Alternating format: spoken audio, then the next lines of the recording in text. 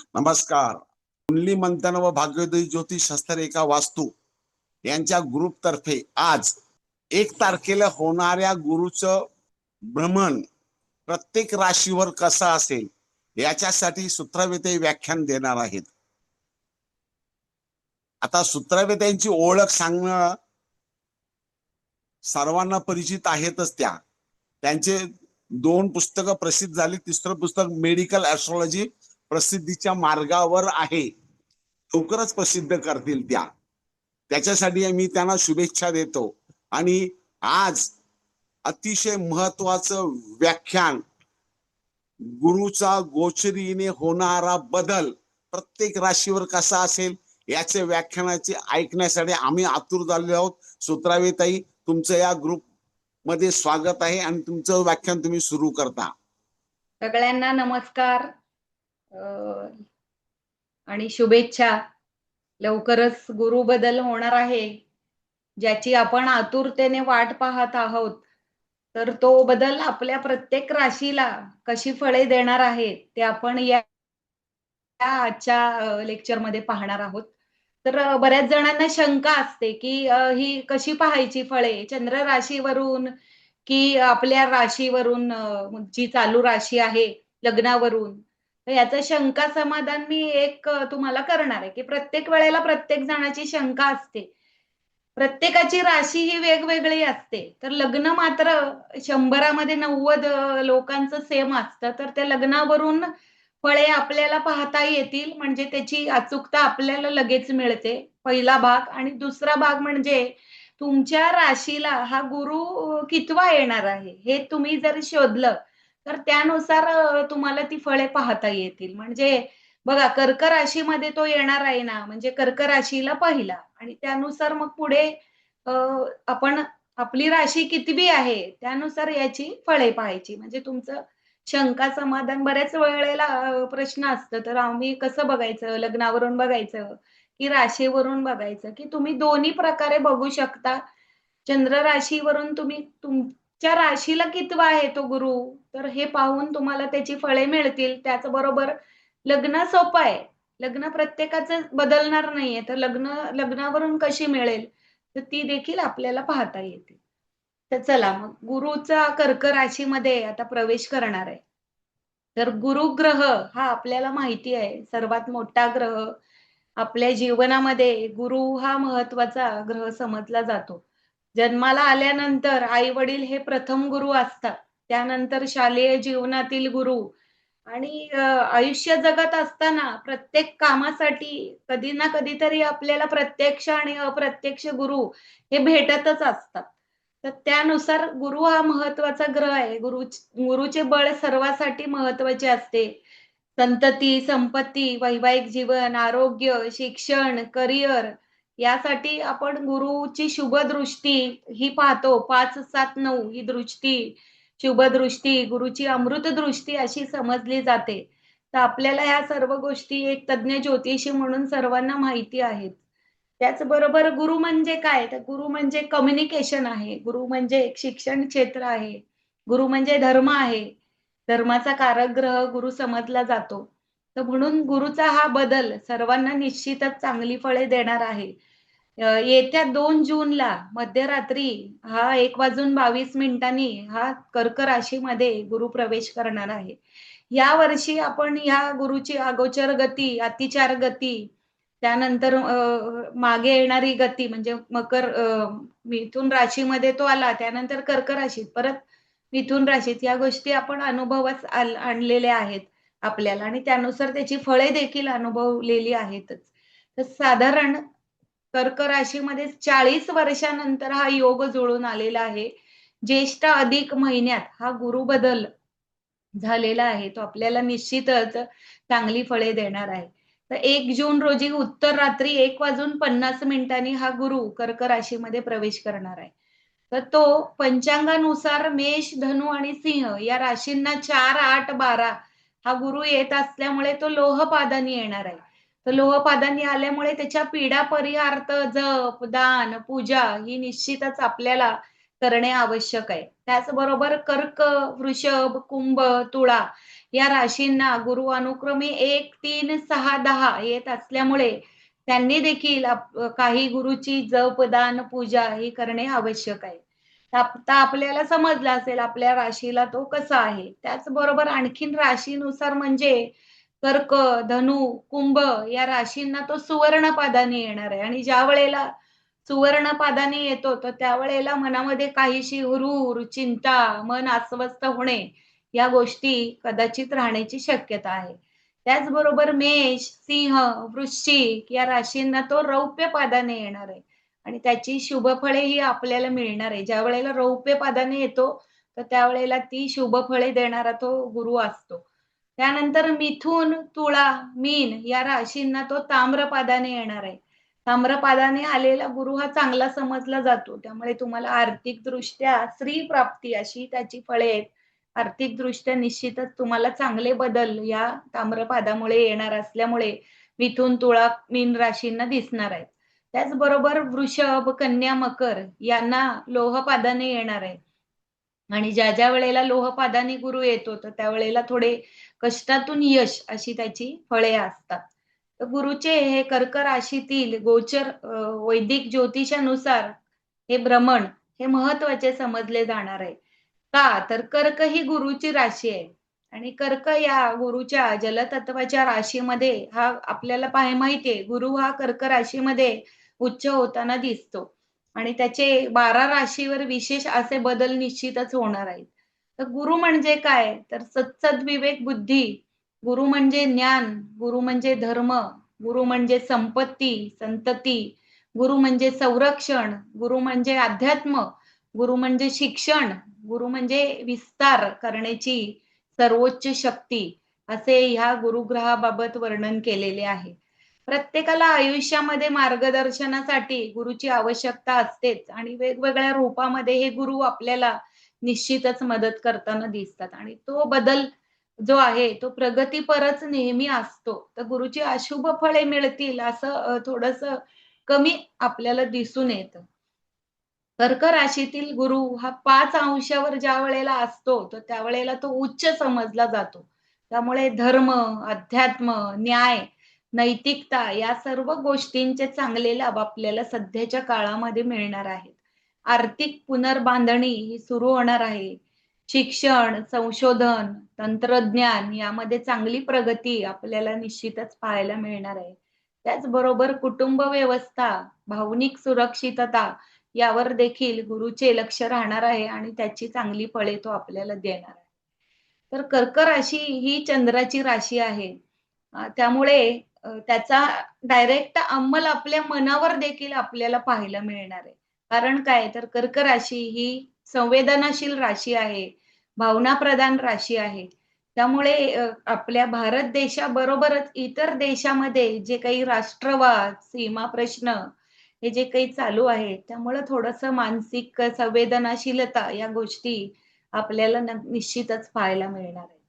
त्याचबरोबर कर्क म्हणजे चंद्र, तर मानसशास्त्र, रेकी, हिलिंग आणि विविध उपचार पद्धती जी आहे, जी मानसिक आरोग्य, आध्यात्मिक प्रगती याकडे देखील जगाचे लक्ष लागून राहणार आहे. जागतिक पातळीचा विचार करता बँकिंग क्षेत्र, गुरुचा अंमल कुठे-कुठे असतो, तर बँकिंग क्षेत्र, फायनान्स, सायबर सिक्युरिटी किंवा समुद्र, पाणी, कर्क राशीत आल्यामुळे समुद्र, पाणी, हवामान, अन्न सुरक्षा यांच्याशी देखील निश्चितच चांगले लाभ आपल्याला मिळणार आहेत. त्याचबरोबर मेदनीय ज्योतिषानुसार भारतासाठी शिक्षण म्हणा किंवा संरक्षण, अंतराळ, संशोधन, डिजिटल मार्केटिंग, त्याचबरोबर फायनान्स क्षेत्र यामध्ये चांगली वाढ आणि चांगली प्रगती ही निश्चितच आपल्याला पाहायला मिळणार आहे. काही काळ राजकीय ध्रुवीकरण, नैसर्गिक आपत्ती यांचा धोका आपण आतापर्यंत पाहत होतो. जे काही युद्धजन्य परिस्थिती जी चालू आहे, ती राहू आणि केतूमुळे आपल्याला पाहायला मिळते. त्याचबरोबर हर्षलच्या बदलामुळे देखील आपण सध्या ती पाहत आहोत. तर त्यावर कुठेतरी काहीतरी परिणाम या गुरुच्या संक्रमणामुळे आपल्याला निश्चितच पाहायला मिळणार आहे. आणि कर्क राशीत असणारा हा गुरु हा उच्च समजला जातो आणि हौस नावाचा राजयोग देखील निर्माण होताना दिसतो. याला आपण ज्योतिषशास्त्रानुसार पंचहंस असा पंचमहापुरुष योग देखील आपण म्हटलं गेलेलं आहे. या सर्व दृष्टीने शैक्षणिक पातळीवर म्हणा किंवा करिअर वृद्धी म्हणा, याच्या दृष्टीने आपल्याला सर्वात चांगले लाभ निश्चितच मिळणार आहेत. साधारण 5 महिने हा गुरु कर्क राशीमध्ये राहणार आहे. 31 ऑक्टोबर पर्यंत हा गुरु कर्क राशीमध्ये आहे. तर विवाहजन्य लोकांचे बघा बरेच कामं अडलेले आहेत, विवाह जमत नाही. तर तिथे काहीतरी लक्षणीय प्रगती आपल्याला पाहायला मिळणार आहे. त्याचबरोबर बऱ्याच लोकांची नोकरी वगैरे देखील गोष्टी पुढे सरकत नाही किंवा अनसर्टनिटी जी काही आहे आपण पाहतो, की बाबा नोकरी जाईल का अशी शंका मनामध्ये आहे. तर त्यांना देखील कुठेतरी काहीतरी दिलासा मिळणार आहे. 2 जून नंतर साधारण डिसेंबर 31 ऑक्टोबर पर्यंतचा हा कालावधी त्यांना चांगला आहे. शैक्षणिक दृष्टीने विचार करता बाहेर देशात शिक्षणासाठी जाणारे लोक आहेत. तर त्यांना देखील हा कालावधी निश्चितच चांगला समजला जाणार आहे. कर्क लग्नातून याचे भ्रमण होत असल्यामुळे उत्पन्नात देखील वाढ होणार आहे. बघा कर्क गुरु आणि चंद्राचा गजकेसरी योग आपल्याला सर्वांना माहिती असणार आहे. तशीच सदृश्य त्या टाइप जी काही प्रगती आहे ती आपल्याला निश्चितच या कर्क राशीतील गुरूच्या भ्रमणातून आपल्याला पाहायला मिळणार आहे. तर उत्पन्नात वाढ होणार आहे. नोकरीत बदल आवश्यक जे काही आहेत ते बदल घडणार आहेत. कुटुंबात देखील आनंदी वातावरण, विवाह योग, संतती योग असे जे काही रेंगाळणारे प्रश्न होते ते निश्चितच सुटणार आहेत. पण हे सर्व पाहताना आपल्या पत्रिकेमध्ये तो गुरु कुठे आहे हे पाहणे देखील महत्त्वाची असते. तर गुरु हा मित्र राशीमध्ये जर असेल, तर निश्चितच तो चांगली फळे देणार आहे. उच्च राशीत असेल, स्वतःच्या राशीत धनु किंवा मीन राशीमध्ये असेल, तर निश्चित त्याचबरोबर कर्क राशीत असेल, तर निश्चितच त्याची 100% चांगली फळे तुम्हाला मिळणार आहेत. आणि कमतरता कुठे राहणार आहे? तर गुरूचा जो काही शत्रू आहे, तर ते कोण आहे? गुरूचा शत्रू शुक्र आहे. त्याचबरोबर राहू आहे, केतू आहे. यांच्या सोबत जर असेल, तर तिथे थोडंसं हा गुरु संघर्षातून आपल्याला यश मिळवायला लावणार आहे. परंतु ज्या वेळेला शुभग्रह असतील, तर त्यावेळेला त्यांची दृष्टी म्हणा किंवा गुरु ज्या स्थानामध्ये असतो, तर तिथे स्थानवृद्धी करतो. तर तिथे वाढ आपल्याला पाहायला मिळणार आहे. म्हणजे वाढ म्हणजे चांगलीच राहणार आहे.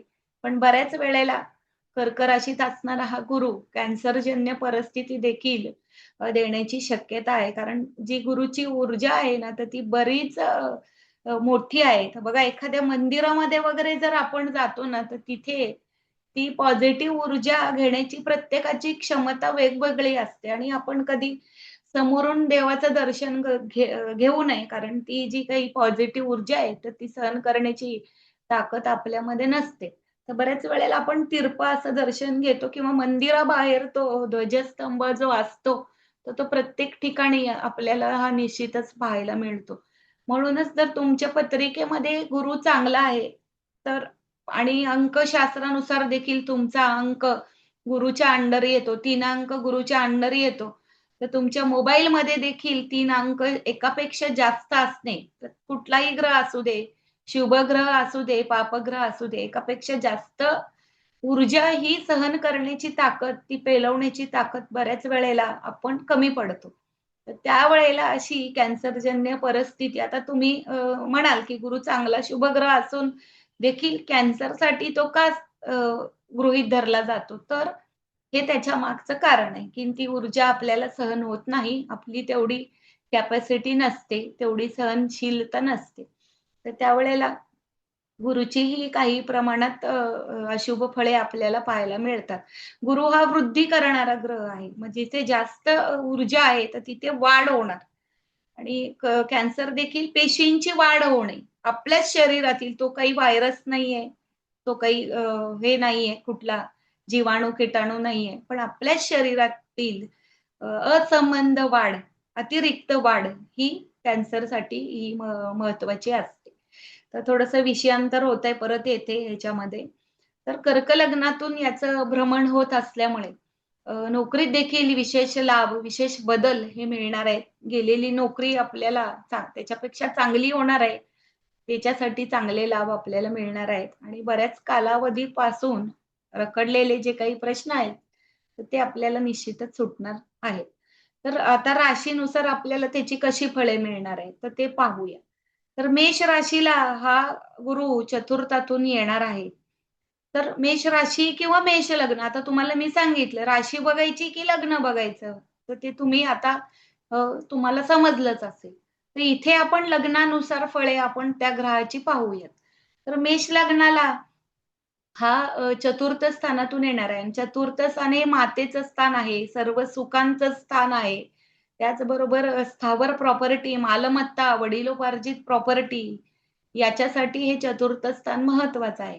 तर इथे आपल्याला सर्व खरेदीचे योग दिसतात. वाहन खरेदी होईल, प्रॉपर्टी वगैरे खरेदी होण्याची शक्यता आहे. घर वास्तू होईल, मालमत्ता होईल. त्यासाठी हा उत्तम कालावधी दिसतो आहे. आईच्या आरोग्यामध्ये सुधारणा पाहायला मिळेल, कारण चतुर्थ स्थान हे मातेचे स्थान आहे. जन्माला आल्यानंतर अ, आई हा प्रथम गुरु असतो आणि चतुर्थ स्थान हे मातेचे स्थान असल्यामुळे आईशी चांगले संबंध आपले राहतील. आईच्या आरोग्यामध्ये देखील सुधारणा आपल्याला पाहायला मिळणार आहे.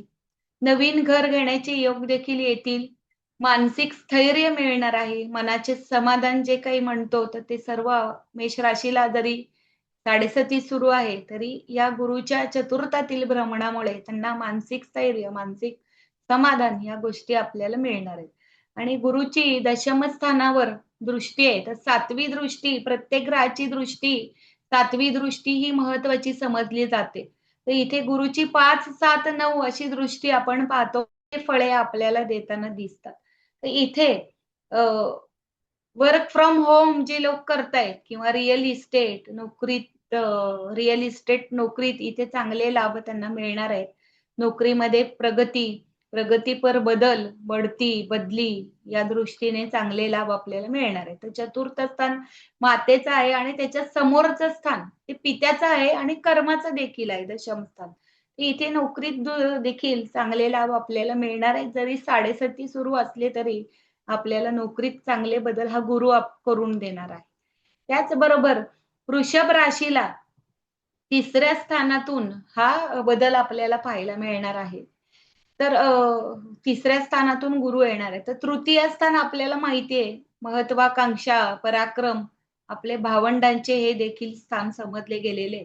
त्यामुळे आपल्या मनामध्ये जे काही असणारे महत्वाकांक्षा या सर्व चांगल्या सफल होणार आहेत या कालावधीमध्ये.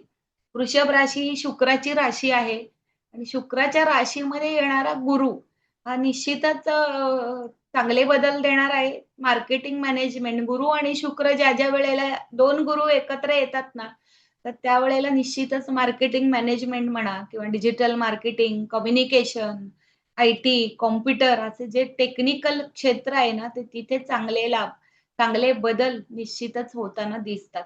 तर इथे तृतीय स्थान प्रवासाचे देखील स्थान आहे. तर छोटे-मोठे प्रवास हे देखील घडण्याची शक्यता आहे. भावंडांबरोबर घडण्याची शक्यता आहे. भावंडांशी जर तुमचे संबंध दुरावले असतील, तर निश्चितच भावंडांबरोबर चांगले संबंध प्रस्थापित होतील.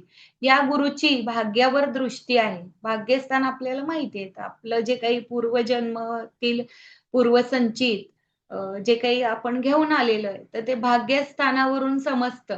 तर इथे जर अशुभ ग्रह आहे, तर तिथे अशुभ ग्रह आपल्याला पराक्रम करायला लावतात आणि इथे जर शुभ ग्रह आहे, तर तुम्ही वरून गाठोडं घेऊन आलेला आहात. मग त्याच दृष्टीने विनासायास किंवा संघर्ष न करता जे काही यश आहे, ते तुम्हाला भाग्यस्थान जर तुमचं चांगलं असेल, तर तुम्हाला निश्चितच मिळताना दिसतं.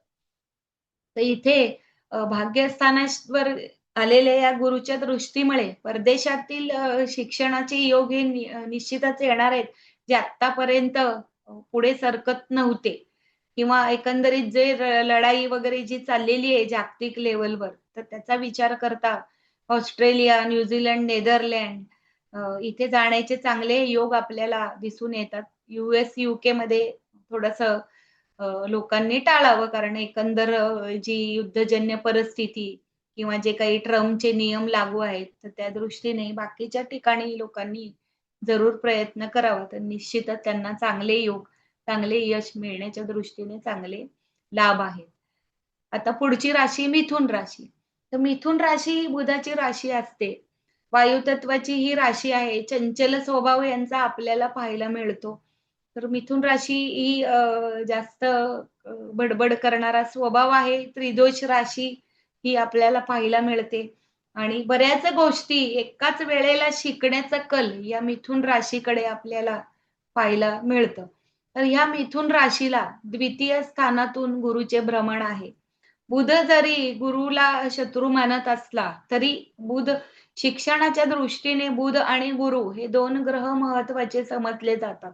पण बघा तुम्ही शिक्षणाच्या ज्या वेळेला पत्रिका पाहता, जिथे काही कामे शिक्षणाच्या दृष्टीने अडकलेली आपल्याला दिसतात, तर तिथे अ, आपल्याला बुधाचं आणि गुरूचं भ्रमण आपल्याला पाहायला मिळतं. बुध काय आहे? तर बुध म्हणजे बुद्धिमत्ता आहे, निश्चितच आहे बुद्धिमत्ता. परंतु अ, चंचलता बुधामध्ये आपल्याला जास्त पाहायला मिळते. त्याच्या विरुद्ध गुरु आहे. गुरु म्हणजे काय? तर प्रगल्भ बुद्धिमत्ता. म्हणूनच आपण बुध आणि गुरु हे 2 ग्रह शिक्षणासाठी बघतो. तर ज्यावेळेला तुमच्या पत्रिकेमध्ये बुध चांगला आहे, तर तुम्हाला कम्युनिकेशन बोलण्याची विद्या तुमच्याकडे चांगली पाहायला मिळते आणि तुम्हाला व्यवसाय करण्याच्या दृष्टीने देखील चांगले लाभ निश्चितच पाहायला मिळतात.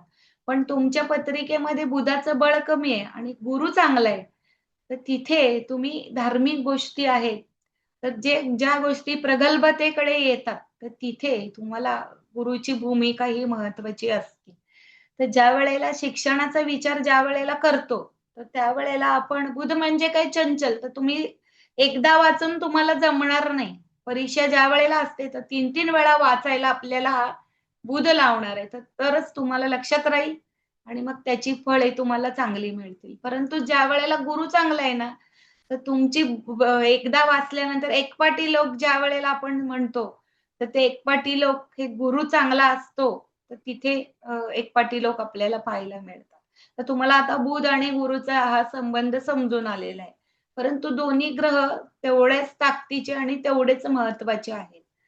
तर द्वितीय स्थान हे धनाचे स्थान आहे. त्यामुळं आर्थिकदृष्ट्या मिथुन राशीला मिथुन लग्नाला द्वितीय स्थानातून येणार आहे. तर हे धनाचे स्थान आहे, आपल्या कुटुंबाचे स्थान आहे. त्याचबरोबर हे मारक स्थान देखील समजलं गेलेलं आहे. त्यामुळं आर्थिकदृष्ट्या आपल्याला निश्चितच हा गुरु चांगले बदल देणार आहे. कुटुंबामध्ये वातावरण सुधारणार आहे. कुटुंबातील जे लोक आहेत त्यांच्यात संवादातून चांगले लाभ आपल्याला मिळणार आहेत. काहीतरी निर्णय घेण्या इतपत परिस्थिती पोहोचणार आहे. मग ते निर्णय कुठलेही असू देत. समजा विवाह असेल किंवा वास्तू, वाहन खरेदी असेल, तर सर्वांची एकी इथे मदत करणार आहे. कुटुंबात विवाह देखील होणार आहेत. आर्थिकदृष्ट्या सध्या संपन्नता असणार आहे. या गुरुची 8व्या स्थानावर तर 7व्या भावावर तो पाहतो. तर तो 8व्या भावावर दृष्टी आहे. तर हा 8वा भाव कोणाकोणाला चांगले लाभ देणार आहेत? मिथुन राशीला तर मिळणारच आहेत. पण 8वा भाव असल्यामुळे जे काही ज्योतिषी लोक आहेत, पौरोहित्य करणारे लोक आहेत, गूढ विद्या शिकणारे लोक आहेत, रेकी म्हणा, हीलिंग म्हणा किंवा टॅरो आहे, तर यांच्यासारख्या लोकांना किंवा वास्तू आहे किंवा हस्तशास्त्र आहे, तर त्या लोकांना निश्चितच हा कालावधी चांगला आहे. कारण गुरुची तुमच्या या 8व्या स्थानावर दृष्टी आहे. तर त्यामुळं निश्चितच तुम्हाला आर्थिकदृष्ट्या चांगले लाभ मिळणार आहेत. तर या धनस्थानाचा विचार ज्यावेळेला आपण करतो, तर त्यावेळेला जर तुमचे रेकी, ज्योतिष, पौरोहित्य करणाऱ्या लोकांना पैसा 8व्या भावातून मिळतो. गूढ शास्त्राचा जो अभ्यास करतात लोक, तर त्यांना पैसा धनस्थानातून नाही, तर 8व्या स्थानातून मिळतो. कारण त्यांचं 8वं स्थान चांगलं झालेलं असतं. परंतु धनस्थान चांगलं धनस्थान तितकंसं यांना लाभदायक नसतं. म्हणजे जो काही पैसा मिळतो तो 8व्या भावातून त्यांना मिळणारा असतो. त्यामुळं धनस्थान तितकंसं चांगलं नसतं. परंतु 8व्या भावातून ते लोक मिळवतात. धनस्थान ह्याच्यासाठी चांगलं, की बोलणे, वाचा वाचा हे त्यांना चांगली मिळाली असते. वाचा म्हणा किंवा वाणी ही चांगली असते. बघा ज्योतिषी लोक वाचासिद्धी असते त्यांना, पौरोहित्य करणारे लोक, तर सगळं तोंडपाठ असतं त्यांना. चारी वेद हे शिकलेले असतात. तर ते कशामुळं? तर द्वितीय स्थानामुळं. कारण द्वितीय स्थान हे वाचेचं स्थान, वाणीचं स्थान. तुम्ही कसं बोलता, बोलण्यावर प्रभुत्व, तुमच्याकडे लोक कसे अट्रॅक्ट होतात, हे सर्व हे धनस्थान, द्वितीय स्थान आपल्याला दर्शवतं. तर त्यामुळं ह्या द्वितीय स्थानावरून निश्चितच आपल्याला वेगळे असे काही चांगले लाभ देखील मिळताना दिसतात. ते आपण सध्या मिथुन राशीला तो द्वितीय स्थानातून आल्यामुळे निश्चितच बघा आता तुम्ही ऑब्झर्व्ह करा ही चांगली फळे निश्चितच तुम्हाला मिळणार आहे. त्यानंतर आहे कर्क लग्न. कर्क लग्न हे चंद्राचं लग्न आहे किंवा चंद्राची ही राशी आहे. चंद्र काय आहे तर साधारण 2.5 दिवसानंतर एका राशीतून दुसऱ्या राशीत जातो. त्यामुळे तो शीघ्रगती जाणारा एकमेव ग्रह आहे, की 2-2.5 दिवसानंतर, 2.25 दिवसानंतर एका राशीतून दुसऱ्या राशीमध्ये तो जातो. त्यामुळे त्याची लगेच फळे आपल्याला मिळतात. ज्यावेळेला एखादं हरवलेली वस्तू आहे, प्रश्नकुंडली आहे किंवा त्यावेळेला आपण ह्या चंद्रावरून त्याची फळे निश्चितच पाहताना दिसतो पाहतो. तर कर्क लग्नाला द्वितीय स्थानातून चंचल स्वभाव असणारे लोक आहेत. त्यांना त्वरित बदल आवडतो. कारण बदल नाही झाला तर मग त्यांना मानसिक अस्थिरता, मानसिक चंचलता किंवा भावनाप्रधानता, मनासारख्या गोष्टी नाही झाल्या तर नैराश्य देखील हे लवकर येताना दिसते. कारण काय तर ते चंद्र आहे. चंद्राची ही राशी असल्यामुळे चंद्र म्हणजे काय तर चंद्र म्हणजे मन आहे. त्यामुळं अस्थिरता आणि चंचलता या गोष्टी आपल्याला पाहायला मिळतात. तर चंद्र म्हणजे आई पण आहे. तर आईचे आरोग्य किंवा आईशी असणारे चांगले संबंध, आईशी होणारे वादविवाद किंवा जे काही मातृसुख आहे, हे देखील आपल्याला या कर्क राशीवरून समजत असतं. तर या कर्क लग्नाला द्वितीय स्थानातून हे गुरुचं भ्रमण आहे. तर लग्नस्थान ही आपली महत्वाकांक्षा दर्शवतं. तर त्याची आपली तृतीय स्थानातून या गुरुचं भ्रमण आपल्याला पाहायला मिळणार आहे. त्यानुसार मनासारख्या गोष्टी घडणार आहेत, उत्पन्नात वाढ होणार आहे, कुटुंबात आनंदी वातावरण राहणार आहे. जोडीदार, स्थावर गुरुची दृष्टी असल्यामुळे भागीदारी व्यवसायात देखील यांना चांगले लाभ, वैवाहिक जीवनातील पार्टनर करून देखील चांगले लाभ आपल्याला मिळणार आहेत. कर्क लग्न आहे, तर लग्नातून यांचे भ्रमण आहे. लग्नस्थान आपली महत्वाकांक्षा, अपेक्षा, आशा या दर्शवतो. तर तिथे आपल्याला निश्चितच आपल्या अपेक्षेनुसार फळे मिळणार आहेत. कारण गुरु इथे त्यांच्या लग्नामध्ये आलेला आहे. तर त्याचबरोबर आर्थिकदृष्ट्या चांगले बदल मिळणार आहेत आणि या गुरुची दृष्टी तुमच्या जोडीदाराच्या स्थानावर म्हणजे सप्तम स्थानावर देखील असणार आहे. त्यामुळं भागीदारी व्यवसाय आहेत ना, तर ते आपण सप्तम स्थानावरून पाहतो. तर इथे वैवाहिक जीवनातील पार्टनरकडून मिळणारे चांगले लाभ देखील इथे आपण या सप्तम स्थानावरून पाहतो. तर इथे जर तुमच्या या गुरुची समोर दृष्टी आहे, तर निश्चितच तिथे चांगले लाभ मिळताना दिसणार आहे. त्यानंतर आहे मिथुन राशी. अ, मिथुन राशीला 12व्या स्थानातून या गुरुचे भ्रमण आहे. त्यामुळे अ, उत्पन्नात देखील चांगले लाभ. सिंह राशी, मिथुन राशी नाही, तर सिंह राशी पुढची आहे. तर सिंह राशीला 12व्या स्थानातून या गुरुचे भ्रमण आहे. त्यामुळे उत्पन्नात वाढ होणार आहे. 12वं स्थान हे जरी अ, आपण दवाखाना बघतो किंवा खर्चाचे हे स्थान असं समजलं जातं. परंतु ही सिंह राशी ही लीडरशिप करणारी राशी आहे. तर यांना तसं तर काही पराक्रमावर विश्वास ठेवणारी ही राशी आहे. सूर्य हा त्यांचा स्वामी आहे आणि चंद्र आणि सूर्य कधी थांबतात का? आपण पाहिलेलं आहे का चंद्र आणि सूर्य थांबलेले? तर कधीच नाही. त्यामुळे गतिमान ही राशी असल्यामुळे अ, पराक्रमाने स्वतःच्या महत्वाकांक्षा, पराक्रम आणि लीडरशिप गुणधर्माने हे निश्चितच सिंह राशीचे लोक हे नेहमी पुढे येताना दिसतात. तर मोठमोठ्या कंपन्यांमध्ये काम करणारे सी एम-डी हे सर्व लोक या सिंह राशीमध्ये येताना दिसतात. तर गुरुचे हे 12व्या स्थानातून येणारे भ्रमण 4, 8, 12 गुरु हा निश्चितच थोडा गुरुचे बळ कमी करणारा जरी असला, तरी सिंह राशी ही जात्याच लीडरशिप करणारी राशी असल्यामुळे आर्थिकदृष्ट्या थोडीशी शक्यता आहे, की जास्त खर्चाचे प्रसंग येण्याची शक्यता आहे. त्याचबरोबर दवाखान्याचे हे स्थान आहे. त्यामुळे आपलं आरोग्य सांभाळून जर आपण राहिलं, तर निश्चितच त्या दृष्टीने चांगले लाभ आपल्याला सिंह राशीला, सिंह लग्नाला मिळणार आहे.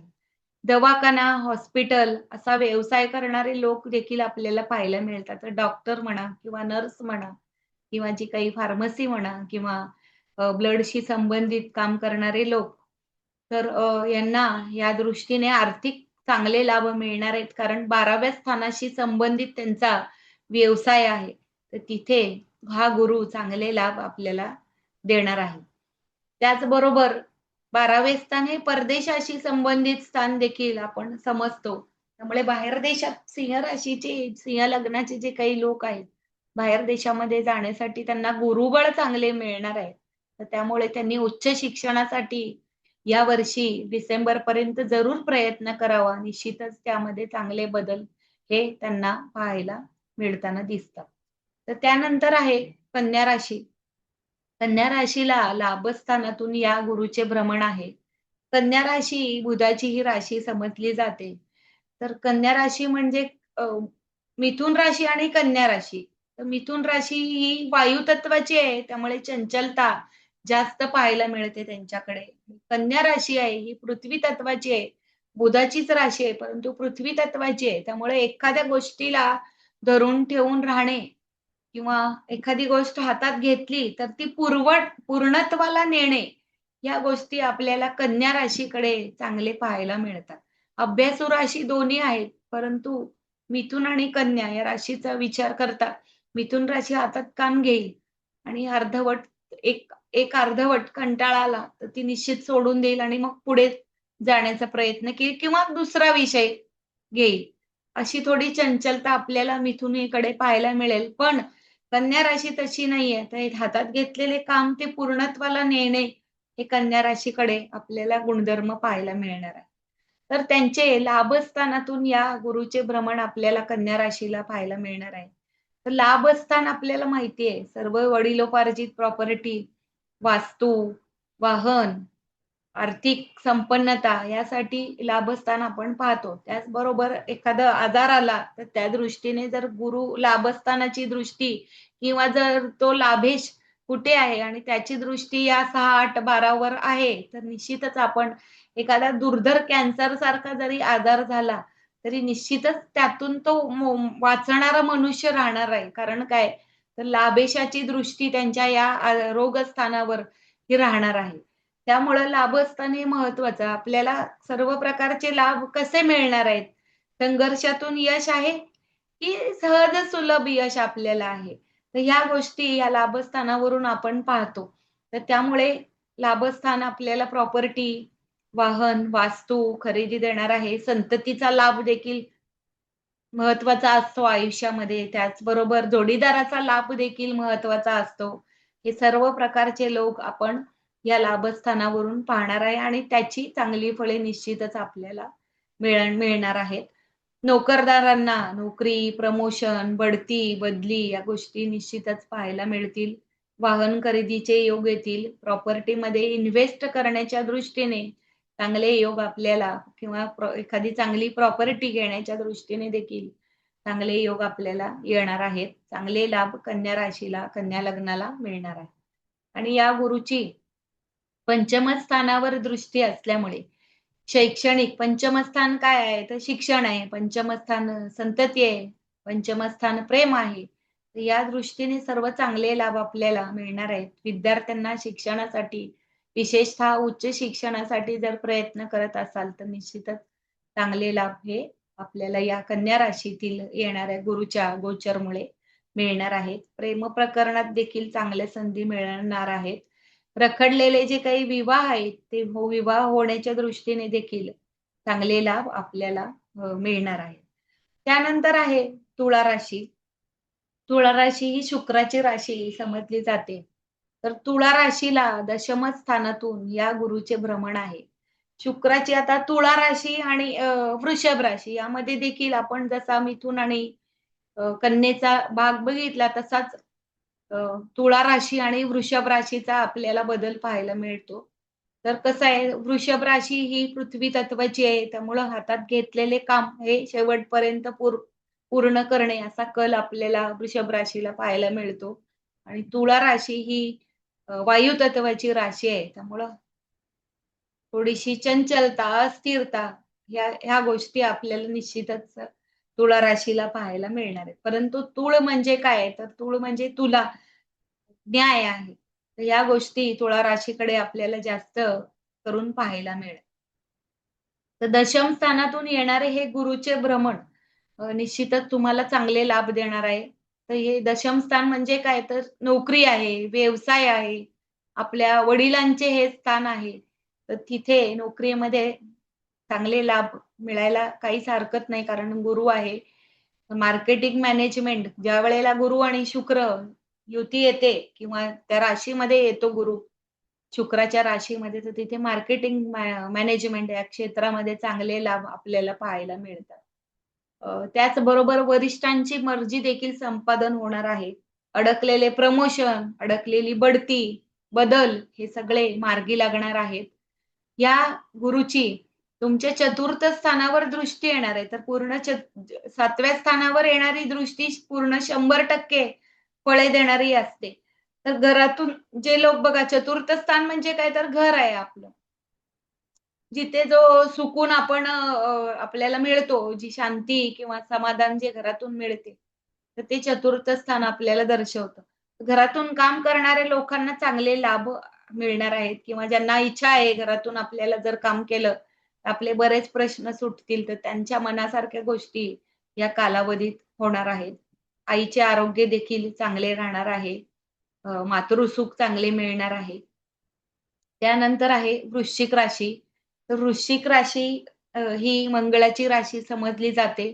तर इथे देखील बघा, मेष आणि वृश्चिक याचा फरक आपण जर पाहिला, तर मेष राशी ही चर राशी आहे आणि वृश्चिक राशी ही द्विस्वभाव राशी आहे. तर चर राशी म्हणजे काय? मेष राशीला सतत बदल हा पाहिजे असतो किंवा एक्स्पेक्टेशन असते. आपण केलेल्या कामाची त्वरित फळे ही मेष राशीला पाहिजे असतात आणि त्यांच्या राशीनुसार, मेष म्हणजे काय? तर मेंढा. तर तो नेहमी पळत असतो तो माणूस मेष राशीचा आणि तसं पळतो त्यांना तसं श्रेय किंवा यश हे निश्चित मिळतंच.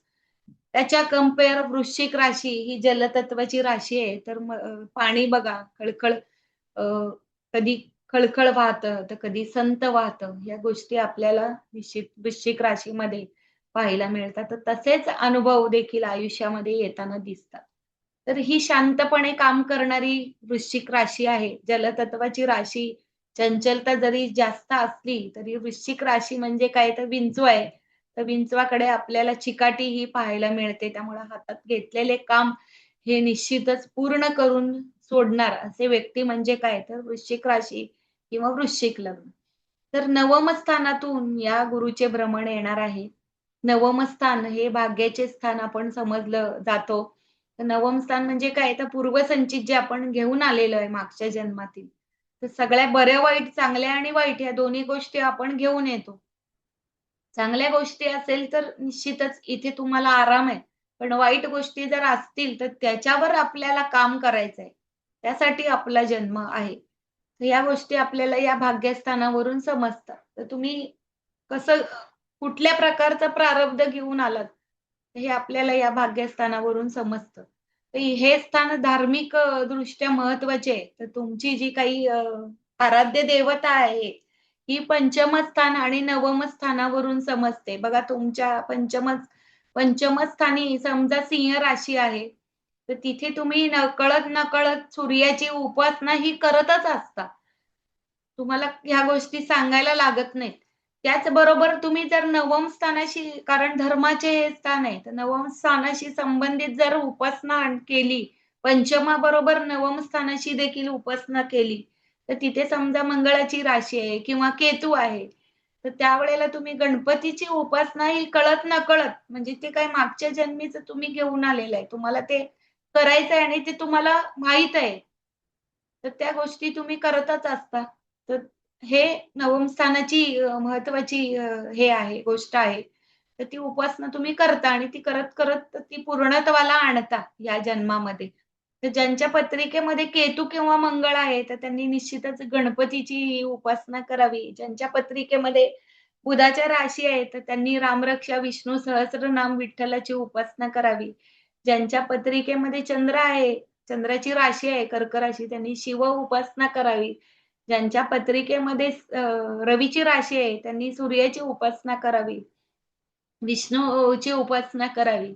ज्यांच्या पत्रिकेमध्ये शनीच्या राशी आहेत, त्यांनी शनी, मारुतीची, हनुमानाची उपासना करावी. तर ह्या गोष्टी शुक्र ज्यांच्या पत्रिकेमध्ये शुक्राच्या राशी आहे, तर तिथे देवीची उपासना करावी. तर या गोष्टी नकळत तुम्ही करतच असता. जसं काही लहान मुलाला दूध कसं प्यायचं हे शिकवायला लागत नाही. तसंच आहे हे पंचम स्थान आणि नवम स्थान. या गोष्टीची उपासना तुम्ही करता म्हणजे करताच. जे जे ग्रह आहेत, जे जी राशी आहे, तर त्याची उपासना तुम्ही करता. तर ह्या कालावधीमध्ये वृश्चिक राशीला धार्मिक सहली किंवा धार्मिक कार्यांमध्ये घरामध्ये धार्मिक कार्य होण्याची शक्यता आहे.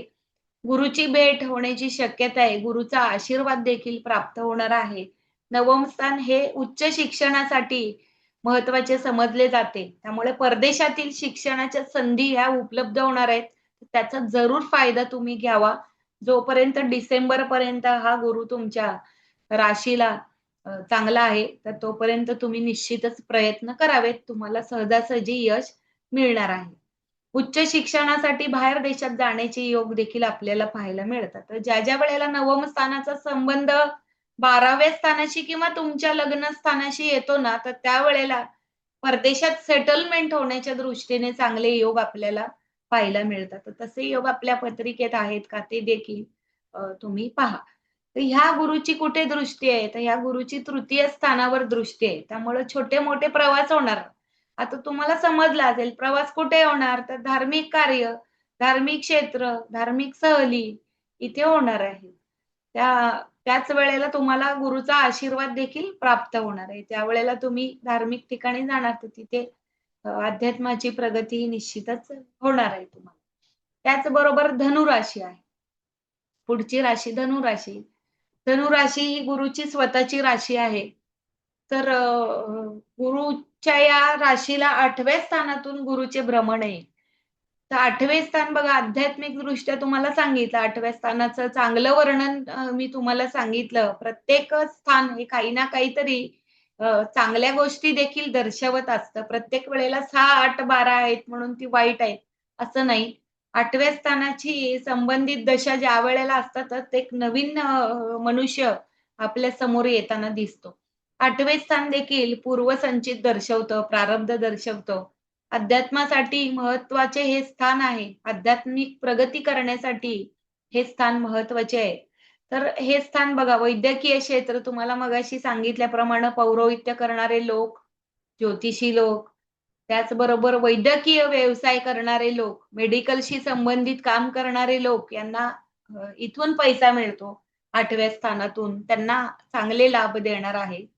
रेकी, हिलिंग, टॅरो किंवा आणखीन वास्तू, अंकशास्त्र, त्याचबरोबर हस्तशास्त्र अशी जी काही वेगवेगळी शास्त्र, वैदिक ज्योतिष हे सगळे करणारे लोक आहेत, तर त्यांना हे चांगले लाभ आपल्याला या 8व्या स्थानातून मिळणार आहेत धनु राशीला.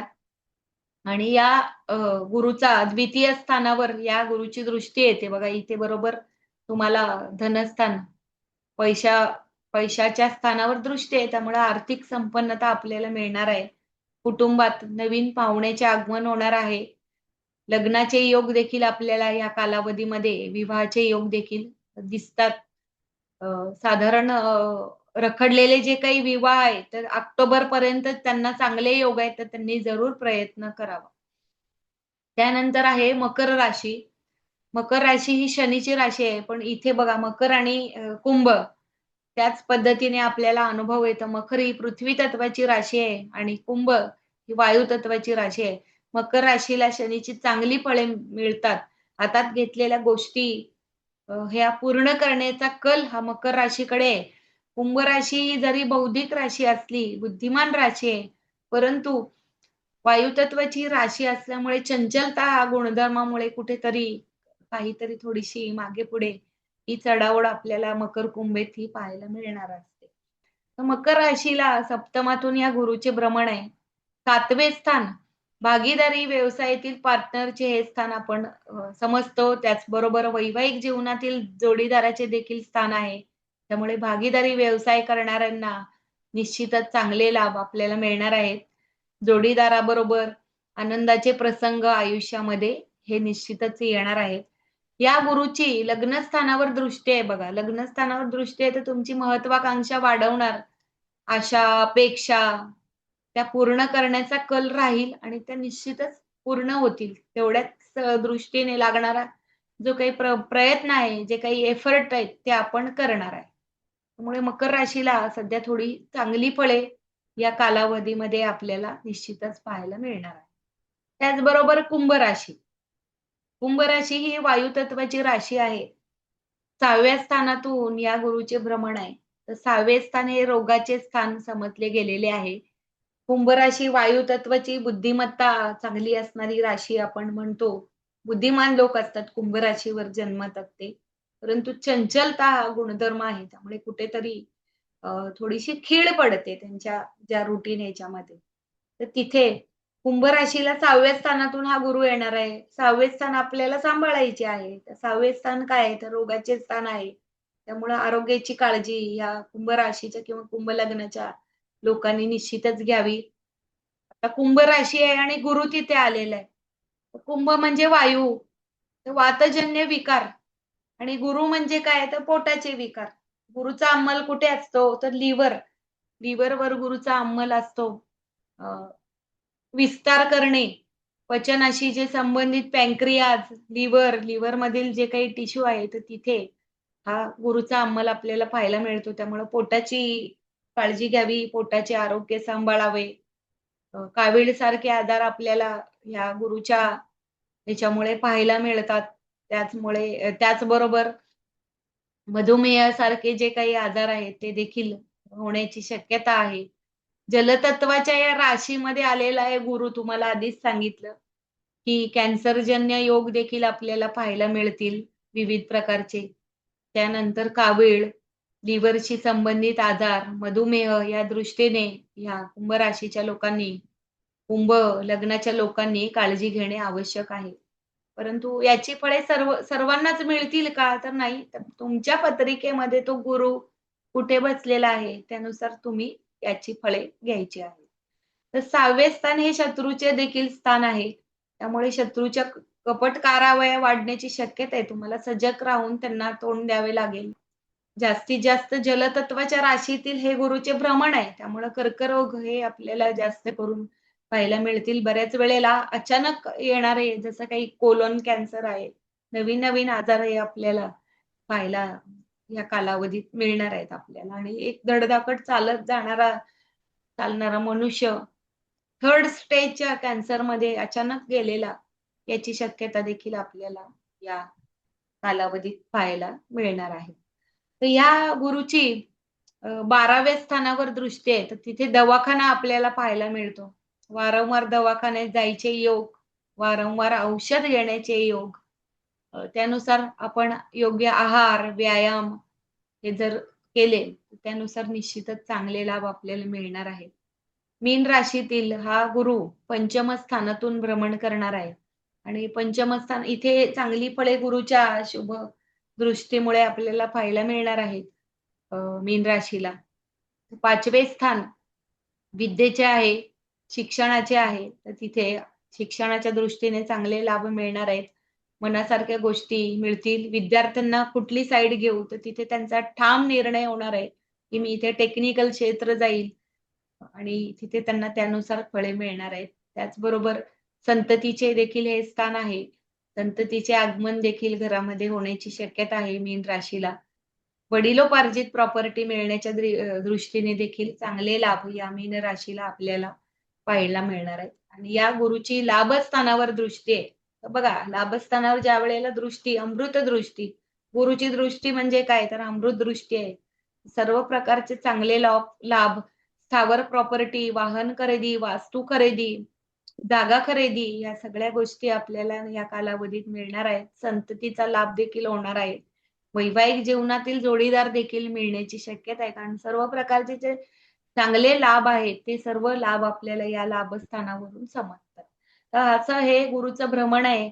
निश्चितच प्रत्येकाला त्याची चांगली फळे अ, मिळणारच आहेत आणि साधारण हा राहू डिसेंबरपर्यंत कुंभ राशीतील या राहूने आपल्याला बांधून ठेवलेला आहे. तर तिथे कुठेतरी काहीतरी आपल्याला सुटका हा गुरुच्या या कर्क राशीतील भ्रमणामुळे मिळणार आहे. तर आता याचा अनुभव आपण निश्चितच घेणार आहोत. डिसेंबरपर्यंत जी काही अस्थिरता किंवा जे काही आर्थिकदृष्ट्या जे काही आहे, तर तिथे देखील हा चांगला बदल गुरुच्या या कर्क राशीतील भ्रमणामुळे मिळणार आहे. शेअर मार्केट विशेषतः शेअर मार्केट जे काही आतापर्यंत पडलेलं आपण पाहतो आहोत जागतिक घडामोडीमुळे, तर ते ह्या कर्क राशीतल्या गुरुमुळे निश्चितच त्याला थोडीशी चालना मिळणार आहे. परंतु जी काही गुंतवणूक करणार आहे आपण, हे जागतिक बदल पाहूनच गुंतवणूक करावी. शेअर मार्केटचा अभ्यास करूनच त्यामध्ये गुंतवणूक करावी. त्यामध्ये पत्रिकेतील ग्रह देखील असतात. तर राहू हा जागतिक बदल दर्शवितो. जो काही जुगार आहे, शेअर मार्केट म्हणजे एक प्रकारचा जुगारच आहे. तर तो जो जुगार आहे, तो या राहूच्या अंडर समजला जातो. त्याचबरोबर सिनेसृष्टी देखील राहूच्या अंडर असते. तर या राहूनी सर्वांना बांधून ठेवलेला आहे. जोपर्यंत तो कुंभ राशीमध्ये आहे. गुरुच्या या बदलामुळे निश्चितच आर्थिकदृष्ट्या आर्थिक घडामोडी ह्या आपल्याला पाहायला मिळतील. तर त्याचा सगळ्यांनी आपण पाणी अनुभव दे बेटा. घेऊया. तर आज सर्व तज्ञ मंडळी उपस्थित आहेत. तर मी एक छोटासा पाणी दे. प्रयत्न प्रत्येक वेळेला करत असते. तर तो तुम्हाला निश्चितच आवडला असेल असे मी गृहीत धरते आणि तुम्हाला तुमच्या राशीला तुम्हाला कसा अनुभव आला आहे, तर महिन्याभरातच तुम्हाला समजून येईल. तर त्याची प्रतिक्रिया मात्र तुम्ही निश्चितच आम्हाला द्यावी. म्हणजे त्या दृष्टीने आपण जो केलेला अभ्यास आहे, तर त्याचं हे आम्हाला समजेल, की आमचा अभ्यास बरोबर आहे की नाही, की विशेष असं थोडंसं प्रत्येकाने आपले प्रतिक्रिया ही जरूर देत राहावी. नमस्कार. समारोप करूया. आज भाग्योदय ज्योतिष कुंडली मंथन हस्तरेषा या तर्फे सौ सुत्रावेत यांचे व्याख्यान अतिशय महत्वपूर्ण व्याख्यान झालेलं आहे. सर्वांनी त्याचा स्वाद घेतलेला असावा आणि आपण सुत्रावेतेने शेवटी विनंती केलेली आहे की तुमचा गुरु कसा आला, त्याच्या अनुभवाचे फळ काय, याचे विश्लेषण तुम्ही ग्रुपवर द्यावे, ज्योतिष शलाका ग्रुपवर द्यावेत. म्हणजे आम्ही केलेला अभ्यास की कुठं कमी पडतोय का या बघण्याचं एक साधन राहील. तेवढ्यासाठी सर्वांना विनंती करतो की आजच्या व्याख्यानानुसार त्यांच्या त्या प्रतिक्रिया 1 जून नंतर द्याव्यात ही नम्र विनंती. पुन्हा एकदा सूत्रवेत्यांचे आभार व्यक्त करतो आणि उपस्थित असले सर्व ज्योतिष प्रेमींचे मनपूर्वक आभार व्यक्त करतो. अशीच प्रेम, अशीच सदिच्छा आमच्या दोघांच्या पाठीशी राहो हीच ते ईश्वर चरणी प्रार्थना करतो. पुन्हा एकदा पुढच्या गुरुवारी नवीन आगळा वेगळा विषय घेऊन भेट व्याख्यानासाठी आपण भेटू. पुढच्या गुरुवारी अधिक मासाचे महत्व आणि अधिक मासाचं उपासना या संबंधात त्र्यंबकेश्वरचे राजेंद्र दीक्षित व्याख्यान देणार आहेत. त्याच्यानंतर अजून एक व्यक्ती आहेत, त्यांना सांगितलेले प्रत्येक जण शनीला घाबरत असतो. शनी म्हणले की अरे बाप रे, पण तू शनी हा शाप आहे का वरदान आहे, असं एक आगळं वेगळं व्याख्यान मी एकाला सांगितलेलं आहे. ते तयार झालेले आहेत, ते तयार होतील तेव्हा तो एक वेगळा विषय असेल. शनी माणसाच्या कुंडलीतील शनी शाप आहे का वरदान आहे, ते व्याख्यान अतिशय महत्वपूर्ण राहील. चला, पुन्हा एकदा सर्वांचे आभार व्यक्त करतो आणि सूत्रावेत्यांचे पुन्हा एकदा आभार व्यक्त करतो आणि मीटिंग संपली असे जाहीर करतो. धन्यवाद. गुरुवारची वेळ 4 ते 5 ही आम्ही ठेवलेली आहे. कोणाला तुम्हाला जमत नसेल ना, तर तुम्ही रेकॉर्डेड पहा. आमचं YouTubeवर कुंडली मंथन आणि भाग्योदय ज्योतिष हे चॅनल आहे. तर तिथे आजचे व्याख्यान जे झालेले आहे, ते तिथे 2 दिवसामध्ये लोड होतं. तर तिथे तुम्ही पहा, सबस्क्राईब करा आणि असेच गुरुवारी वेगवेगळे विषय घेऊन येतच असतो. तर त्याचा अनुभव तुम्ही सगळ्यांनी घ्या. तर अशी मी आग्रहाची विनंती सर्वांना करते. तर आज मला इथे 2 शब्द माझे तुमच्या पुढे व्यक्त करायला मला संधी दिली आणि शांतपणे ऐकून घेतले. तर त्याबद्दल मी देखील धन्यवाद देते आणि आजची मीटिंग संपली असे जाहीर करते. धन्यवाद. धन्यवाद.